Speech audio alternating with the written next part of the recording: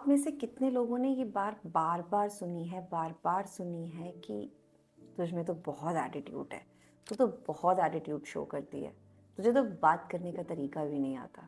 ये बात कितनी फीमेल्स, गर्लफ्रेंड, वाइफ ने अपने पार्टनर से सुनी है, अपने मेल पार्टनर से सुनी है। मैंने ये बात आज ही अपने क्लाइंट से सुनी जो मुझे सुबह 5:30 बजे सिचुएशन बता रही थी कि आपको पता है दीदी, मेरा हस्बैंड मुझे ऐसा कहता है, तेरे अंदर तो बहुत एटीट्यूड है, तुझे तो बात करने की तमीज़ भी नहीं है। कहती है, और मैं ये बात सुनते ही ना उससे डिस्कनेक्टेड सा फील कर जाती हूँ। तो ऐसा क्या लगता होगा आपके हस्बैंड को कि उनको ऐसा लगता है कि आपका एटीट्यूड ही बहुत ज़्यादा है, आप लोगों को बात करने का तरीका ही नहीं आता, एंड सो ऑन। ये सारे स्टेटमेंट्स ना काफ़ी डिमीनिंग है, काफ़ी डिमीनिंग है। तो और ये पेनफुल भी है। ये सुनने, इनको समझना या इन पे समझ बनाना आसान नहीं लगता, क्योंकि ये भारी होते हैं, ये काफ़ी पेनफुल होते हैं। तो जिन लोगों ने भी ये सुना है अपने लिए, अपनी मम्मी के लिए, अपने बहनों के लिए, अपने किसी और फ्रेंड से, तो ये वीडियो पूरी ज़रूर देखिएगा कि ऐसा आपके पार्टनर को क्यों लगता है और उनको आप कैसे इस चेंज को अपनी लाइफ में ला सकते हैं कि वो आपको ये चीज़ें रिपीट ना करें। पूरी वीडियो ज़रूर देखिए और अगर किसी को भी इसकी ज़रूरत है तो उसे ज़रूर बताइए। मैं रिक्वेस्ट नहीं करी, शेयर कीजिए, लाइक कीजिए, सब्सक्राइब कीजिए, क्योंकि वैसा मुझे करना नहीं है और मुझे सिर्फ आप लोगों तक राइट इन्फॉर्मेशन पहुंचानी है और मुझे वो सही तरीके से आपको बतानी है। तो जब मैंने ये सिचुएशन उसने मुझे बताई, मैंने अपना बीच सेशन में ही ना ये एक लाइन लिखी कि इस बारे में मुझे आप सबको बताना ही बताना है, क्योंकि ये बहुत ज़रूरी है।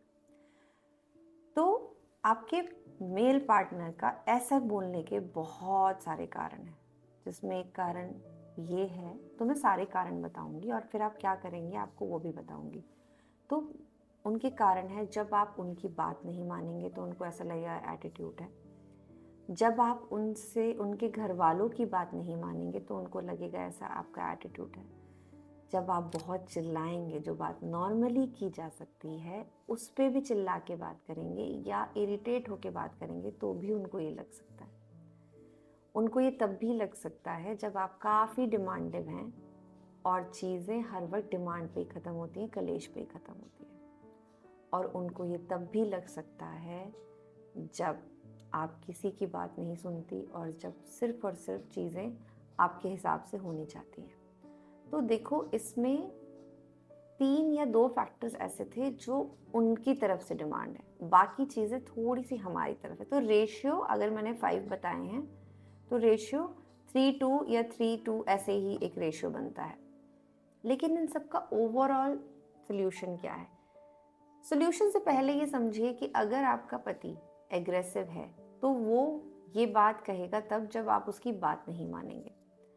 अगर आपका पति अपनी फैमिली की तरफ ज़्यादा इंक्लाइन है और चीज़ें उसकी तरफ से करता है और अगर आप उसे सपोर्ट नहीं करती तो भी वो ये बात कहेगा, जो कि आपका सेकंड पॉइंट है।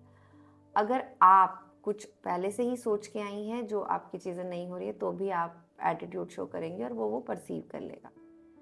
अगर हर बात पे इरिटेशन है, हर चीज़ पे बात करने के तरीके पे इरिटेशन है, तो भी ये चीज़ एटीट्यूड वाली बीच में आएगी, एंड सो ऑन। बट इस पे 2 तरीके से चीज़ों से काम हो सकता है। एक काम हो सकता है कि आप पहले अपने में देखें कि क्या वाकई में मैं एटीट्यूड शो तो नहीं कर रही हूँ कहीं। कहीं मेरे एक बिहेवियर जो डिससैटिस्फैक्शन है मेरे अंदर, कि जो मैं सोच के आई वो नहीं हुआ, वो नहीं हो रहा है, तो मैं कहीं टैंट्रम्स तो नहीं डाल रही हूँ। मैंने ये बात क्यों आपको बोली? ये बात इसके लिए बोली क्योंकि सबकॉन्शियसली बहुत बार हम ऐसा कुछ बिहेवियर अपने साथ कर रहे होते हैं, अपने पार्टनर के साथ कर रहे होते हैं जो एक्चुअली में रिक्वायर्ड नहीं है, जो आपका ओरिजिनल नेचर भी नहीं है, लेकिन क्योंकि सर्कमस्टांसेस ऐसी चल रही हैं कि वो एटीट्यूड में कन्वर्ट हो गई। जैसे मेरी ही क्लाइंट की मैं बात बताती हूँ। जब सुबह उसने मुझे ये बात बताई कि वो मुझे एटीट्यूड का कहना है, क्योंकि मैं उसके साथ काफ़ी दिन से हूँ, हम लोग पूरी 3 मंथ्स की जर्नी में साथ हैं। मैं जानती हूँ कि उसके हस्बैंड ने ये बात क्यों कही होगी, क्योंकि उसका एक कांस्टेंट कंपैरिजन है जो उसके घर वालों और अपनी डिमांड्स के बीच में चलता रहता है, और ये बात तब निकल के आई। तो उसको मैंने उस केस में ये कहा कि देखो, तुम्हें ये बात अपने अंदर झांक के देखनी होगी कि कहीं तुम फालतू के कंपैरिजन में पड़ के ओवर डिमांडिव तो नहीं हो रही हो, जो कि काफ़ी हद तक हमें ऐसा सिचुएशन होता है लड़कियों के साथ जब शादी करती हैं। उनको लगता है ये सब तो वहाँ कर देगा, वहीं की सुनता है, वहीं लुटाता है, वहीं बैठता है, वहीं सब कुछ करता है, तो मेरा क्या। और तब आता है एक एटीट्यूड जो चीज़ों को ख़राब करता है। तो हमेशा एक बात देखिएगा कि अगर वाकई में जो वो एटीट्यूड वाली बात बोल रहा है और आपको वो फील होती है कि हाँ थोड़ा बहुत तो यार मुझ में आ रहा है, तो आप थोड़ा अंदर झांकिए और समझिए कि ये चीज़ आपको वर्क करने वाली है। और उस पर वर्क कैसे करेंगे कि अपनी सारी नेगेटिव थॉट्स को एक पेपर पे लिखेंगे कि मुझे ये फील होता है, ये नेगेटिव मैं सोचती हूँ, ये नेगेटिव मैं सोचती हूँ, ये नेगेटिव मैं सोचती हूँ, विच ये मुझे मेरे बैड एटीट्यूड की तरफ लेके जाता है, मैं ऐसा करती हूँ, मैं ऐसा करती हूँ, मैं ऐसा करती हूँ, मैं ऐसा करती हूँ, सारी बातें लिखिए। और उन सारी बातों को ये चेक करिए कि क्या ये सही है, गलत है। एक अपने लाइन लिख के, अपना वो स्टेट थॉट लिख के उसमें एक लाइन बना लीजिए एंड में, उसमें लिखिए येस और नो। तो जो येस है कि हाँ ये बात सही है, उसको येस कर दीजिए, और ये बात सोचिए कि नहीं यार ये मैं ज़्यादा सोचती हूँ, ये चीज़ें हैं नहीं, बट मैं सोचने से ज़्यादा बड़ी बन रही हैं, तो उसको नो कर दीजिए। अब जितनी येस वाली चीज़ें हम उनको लेके काम करेंगे। जो आपकी येस वाली बातें हैं, उन येस वाली बातों को आप एक एक करके डील करेंगे।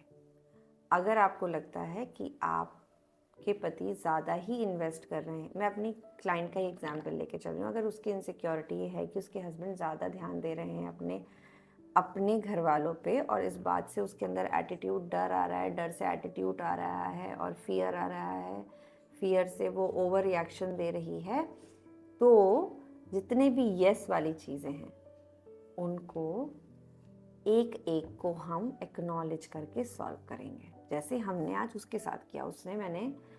मैंने उसे बताया कि तुम्हारी अंदर इनसिक्योरिटी आ रही है। उसने कहा कि मैंने उससे सवाल किया कि वो अपने घर वालों के लिए कर रहा है, तो क्या तुमको चीज़ें नहीं प्रोवाइड कर रहा है? तो उसने कहा नहीं, प्रोवाइड तो कर रहा है लेकिन उतनी नहीं जितनी होती है। तो मैंने उसे कहा कि देखो वो रिश्ता देखो कितने सालों का, और अपना रिश्ता देखो कितने सालों का, और तुम्हारा रिश्ता क्या चीज़ों पे डिपेंड है, या तुम्हारी डिमांड्स पे डिपेंड है, या तुम्हारा रिश्ता लव पे डिपेंड होना चाहिए। तो हमने एक मुद्दे को और छोटे छोटे स्टेप्स में डाल लिया जिससे हम उसे सॉल्व कर सकें। तो आपने जितने भी यस हैं उसमें एक मुद्दा उठाइए, उस पर ये देखिए कि कौन कौन से एक्शंस लिए जा सकते हैं पॉजिटिव डायरेक्शन में। उस पॉजिटिव डायरेक्शन में एक्शन लीजिए और चीज़ें सॉल्व कीजिए। एटीट्यूड आता है एक्सट्रीम्स लेवल में, या तो एक्सट्रीम हाई में या एक्सट्रीम लो में। आपके अपने एटीट्यूड एक्सट्रीम हाई में आए होंगे या लो में आए होंगे, बट कौन से बहुत इंपॉर्टेंट है काम करने के लिए, उनको इकट्ठा करके काम करना शुरू करिए। दूसरी तरफ जो आपके पार्टनर आपको कहते हैं अपने गुस्से में, या आप उनकी सुनते नहीं हैं, या आप उनको कंट्रोल नहीं करते, तो उसके लिए आप मैनिफेस्ट कर सकते हो कि वो ऐसा ना कहे। हमारे पास हमेशा एक तरीका होता है मैनिफेस्ट करने का, और वो मैनिफेस्ट करने के लिए आपको जो रिपीट करना है उसको आप 5 बार लिख भी सकते हैं दिन में, और अगर आप रिपीट करना चाहें तो मन में रिपीट कर सकते हैं, या आप तीसरा तरीका ये कर सकते हैं कि उसको रिकॉर्ड करके बार बार सुन सकते हैं। आपको ये लिखना है, me and my husband relationship is going great. मेरा और मेरे पति का रिश्ता बहुत अच्छा चल रहा है। मेरा और मेरे पति का रिश्ता बहुत अच्छा चल रहा है। मेरा और मेरे पति का रिश्ता बहुत अच्छा चल रहा है। मेरा और मेरे पति का रिश्ता बहुत अच्छा चल रहा है। जब आप मानने लगेंगे तो चीज़ें होने लगेंगी। तो हमेशा रिश्तों की चीज़ें अलग अलग तरह से सॉल्व होती है। जब आपका पार्ट है तो आपको इंटरनल वर्क करना है, जो आप चाहते हैं उसके लिए आपको मैनिफेस्ट करना है। और अगर आप पेन में हैं, आपको बहुत चोटें लगी हैं रिश्तों में, तो आपको हील करना है।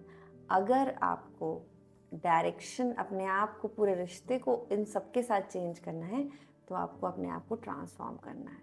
बट इस मुद्दे में दो ही चीज़ें, एक आपको अपने पे, अगर आपका एटीट्यूड वाकई में ही आ रहा है, अगर आपको लगता है तो आ रहा है, तो उस पर आपको काम करना है।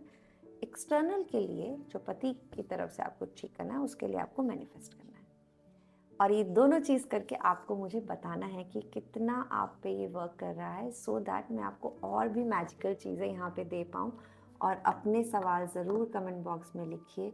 अगर आप मुझसे बात करना चाहते हैं तो we have a paid service जहाँ पे आप मुझसे बात भी कर सकते हैं।